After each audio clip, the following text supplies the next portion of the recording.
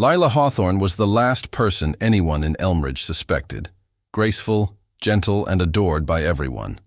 But beneath her perfect smile and soft-spoken charm was a chilling secret that would shatter the town's trust and expose a trail of quiet, calculated murders stretching back years.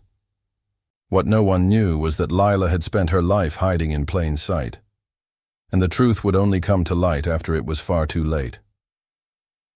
In the quiet town of Elmridge, nestled between green hills and calm lakes, life moved at a gentle pace. People knew their neighbors, doors were often left unlocked, and everyone trusted the familiar rhythm of small-town living. Among the many friendly faces, none stood out more than Lila Hawthorne. With her warm hazel eyes and soft voice, she was a woman everyone seemed to adore. She taught art at the local elementary school, where children loved her for her gentle patience and creative spirit. Parents praised her dedication, often describing her as the heart of the school.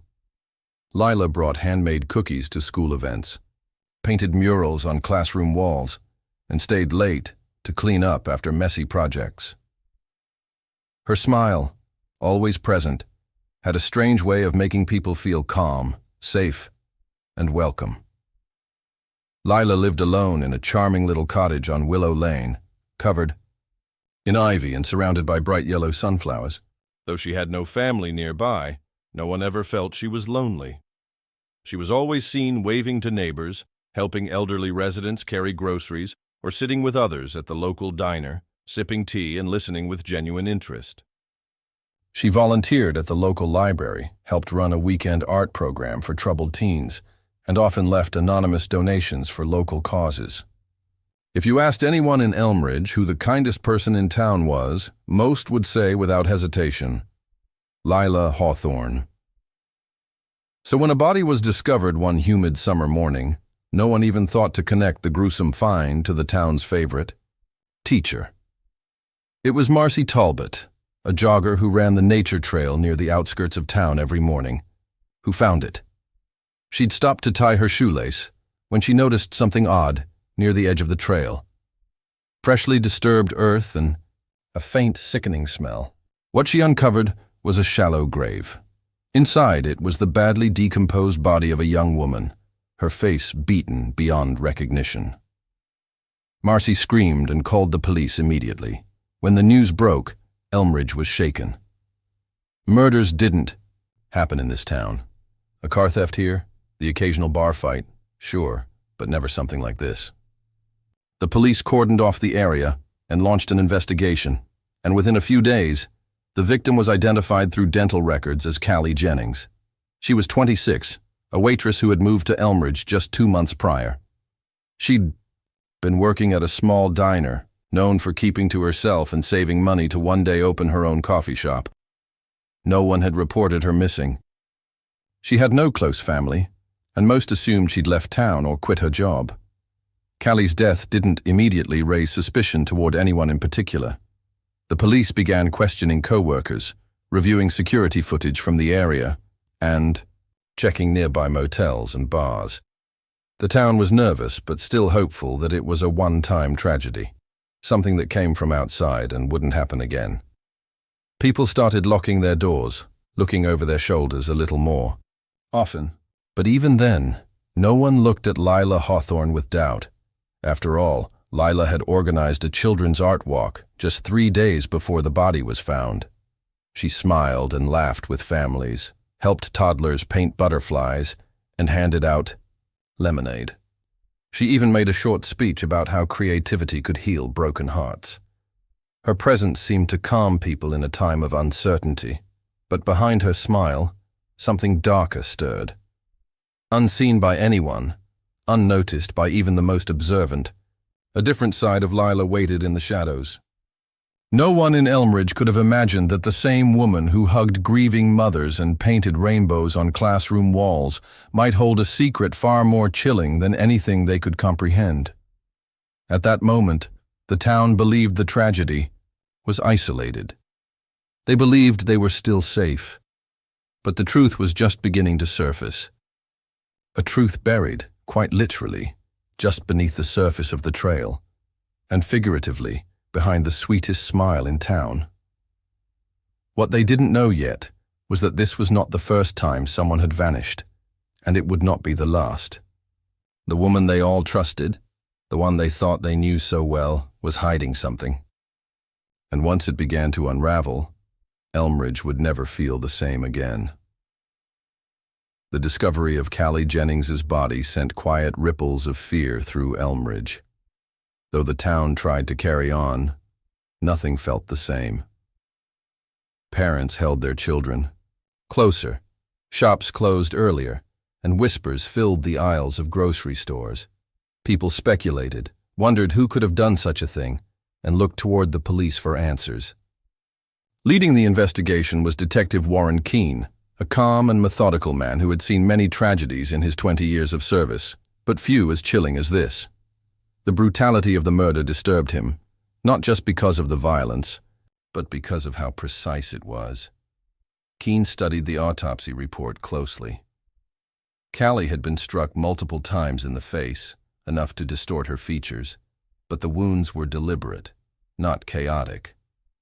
There was no sign of struggle, no defensive wounds, and no drugs in her system. She had likely been taken by surprise and killed elsewhere before being transported and buried in the woods. The killer had tried to hide her, but not deeply. Almost. As if they didn't care if she was found, or worse, wanted her to be. As Keene and his team traced Callie's last known movements, they found very little. Her phone had been turned off the night she vanished, and her small apartment was undisturbed. Her co-workers remembered her being quiet, polite, and a little distant. One waitress mentioned that Callie had recently started volunteering with a local art therapy program for children, hoping to make a difference in the community. It wasn't much, but Keene took note.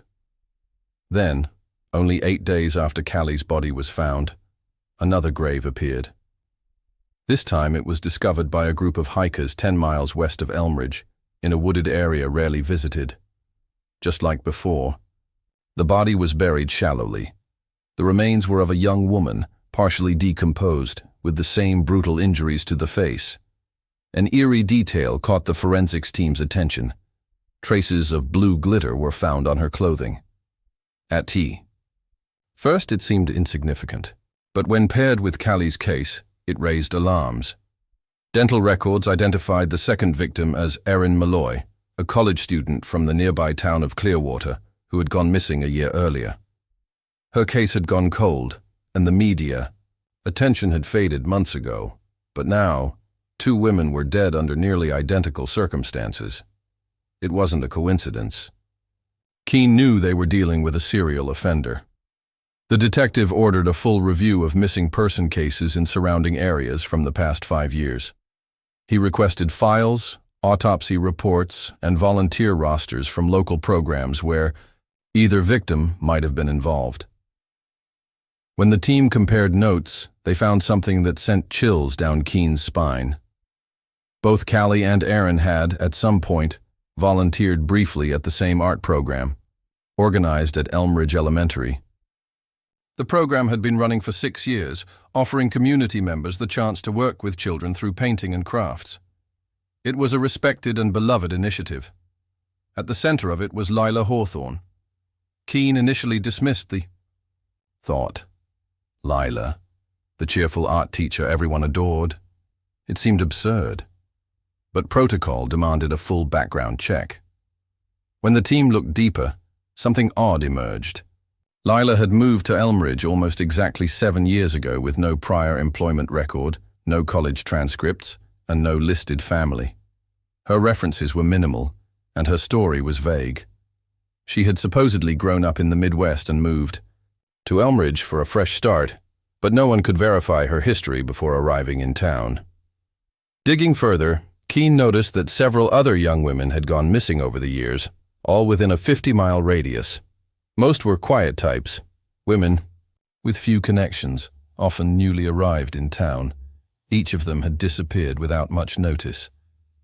Some were students, some worked part-time jobs, and several had participated in youth programs or school events. It was a thread, thin, almost invisible, but it connected them. A pattern was emerging. one that led back to the center of the community. Keen's instincts screamed that they were standing on the edge of something far darker than they had imagined. He requested a quiet surveillance operation on Lila. Officers monitored her home, checked her routines, and logged her interactions. Everything seemed normal, too normal. She followed the same routine every day, smiled at neighbors, walked to school, came home before dusk. But beneath that polished, gentle surface, something didn't sit right. As the team reviewed archived community photos, they spotted something chilling. In the background of one charity event, taken 2 years ago, stood Lila, smiling, of course, with Callie Jennings walking past her, unaware. A similar image surfaced from 3 years earlier, Erin Malloy, sitting on a bench at a summer fair, Lila just behind her, almost blending in with the crowd. The connections were no longer theories, they were real. And they pointed to a horrifying possibility, one that would shake Elmridge to its core. Detective Warren Keen knew the time for quiet speculation was over. With multiple victims and a common thread leading to Lila Hawthorne, the beloved art teacher, the investigation had reached a critical point. He moved forward carefully. In a town like Elmridge, where everyone knew everyone, one wrong step could turn suspicion into scandal and scandal into panic. Still, the facts couldn't be ignored. Lila had ties, however subtle, to each of the 4 known victims. The shallow graves, the clean crime scenes, the absence of evidence, it all pointed to someone who was calm, precise, and confident. The surveillance team continued watching Lila around the clock. She showed no signs of unusual behavior. She spent her afternoons in the school art room, guiding children through colorful projects, and her evenings tending to her garden or reading on her porch. She was the picture of innocence. But Keen couldn't shake the unease building inside him. He decided to take a different approach, analyzing unsolved cases from towns within a 100-mile radius over the past decade. What emerged was disturbing. There were more disappearances than he had expected. Not all had been widely reported. Some were filed quietly, involving women without strong local connections. Young, solitary, often involved in community work. Most were never found. In several of the towns where these cases occurred, Lila had visited for short-term art retreats or teacher workshops. The records weren't detailed, but enough scraps remained to create a map of overlapping timelines. Each visit was followed, months or sometimes years later, by a missing person report.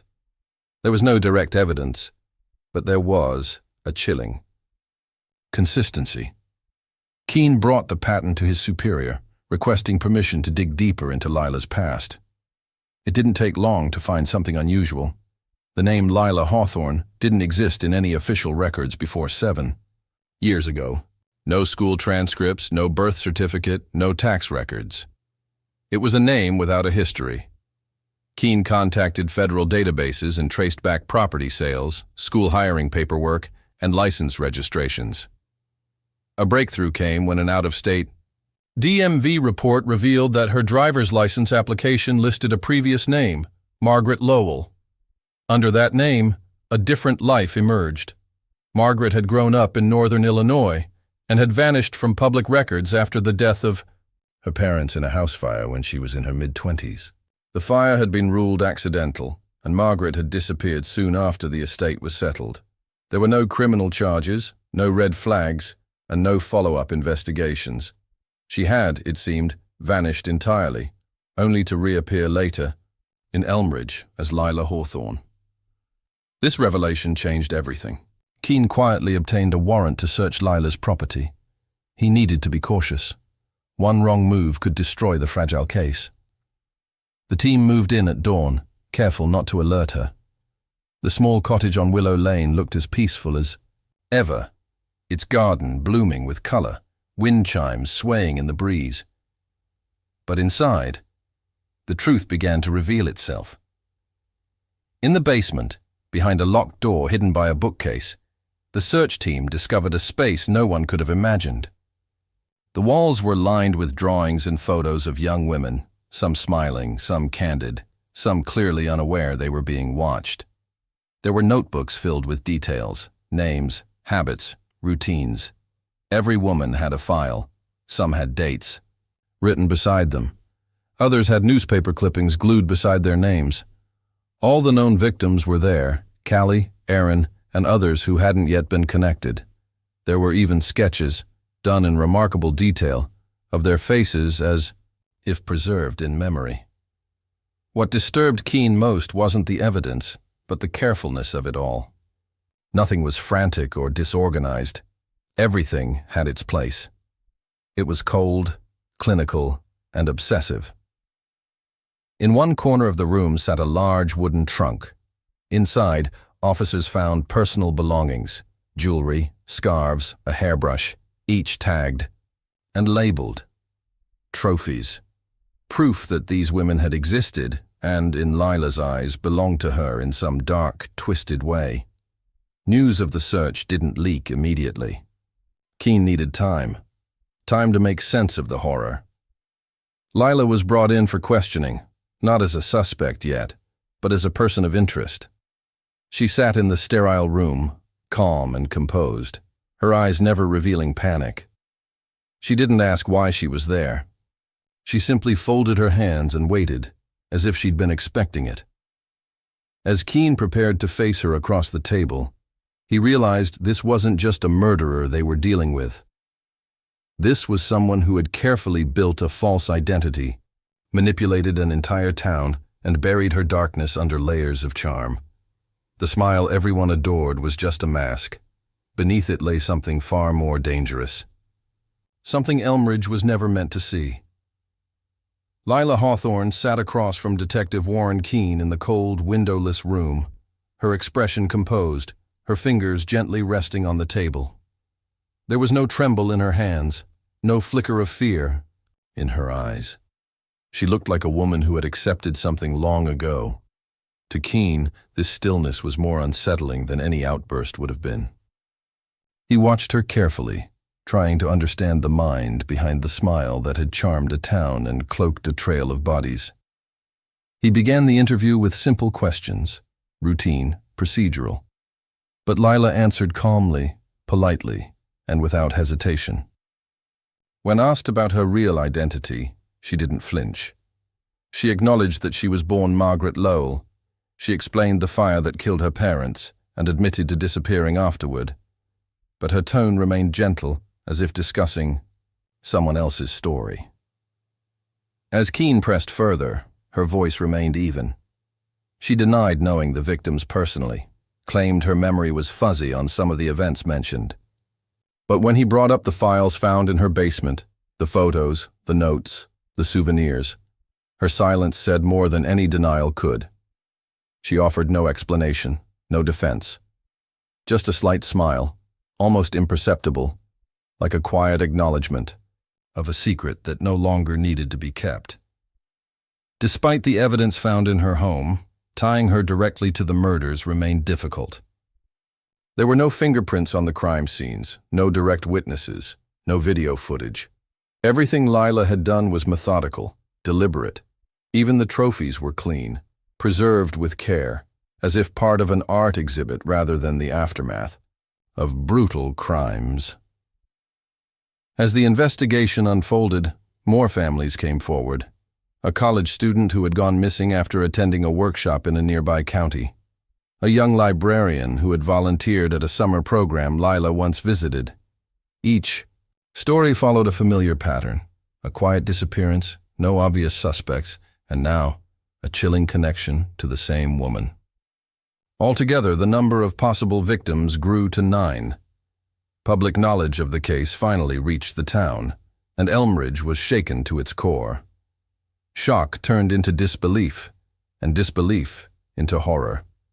The smiling teacher who had painted murals for the school, comforted children, and brought joy to neighborhood gatherings, was now the center of a growing serial murder investigation. Parents who had trusted her with their children couldn't fathom the truth. Neighbors who once waved at her across their gardens now locked their doors and turned away. The town's image of Lila began to unravel.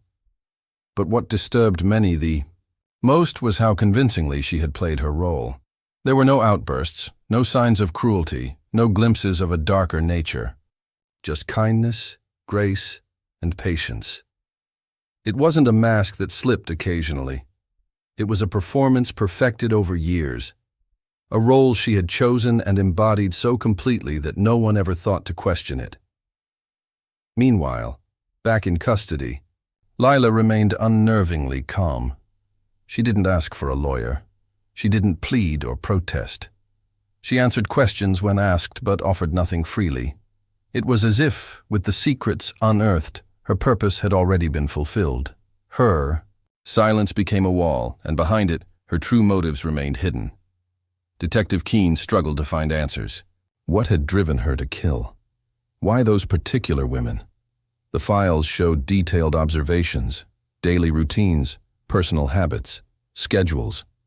But there were no rants, no confessions, no diary entries explaining what she felt or why she acted. The only hint was in a small handwritten note found in one of her sketchbooks. It read, "Beauty belongs where it is still. Movement breaks the illusion." That was all. In the end, the evidence gathered from her home, paired with the timeline and patterns of the victims, led to her formal arrest. Prosecutors prepared charges for multiple counts of murder. The trial was scheduled for the following spring, but before it could begin, Lila made her final move. One quiet morning, she was found unresponsive in her cell. No signs of violence. No drugs in her system. Just a folded note beneath her head that read, "I was never who you thought I was. I was who you needed me to be. The town of Elmridge would never be the same." The scars left behind were deep, not only from the loss of the victims but from the betrayal of trust. The smiling face they had cherished had hidden a darkness so profound, it blurred the line between good and evil. Detective Keene continued to piece together her story, but some questions would never be answered. The truth about Lila Hawthorne, or Margaret Lowell, remained elusive, buried beneath layers of charm, deception, and silence. And so, Elmridge became a town defined not by its peace, but by the quiet horror that once lived among them. Behind every warm smile, they now looked twice, wondering what secrets might be hiding in plain sight.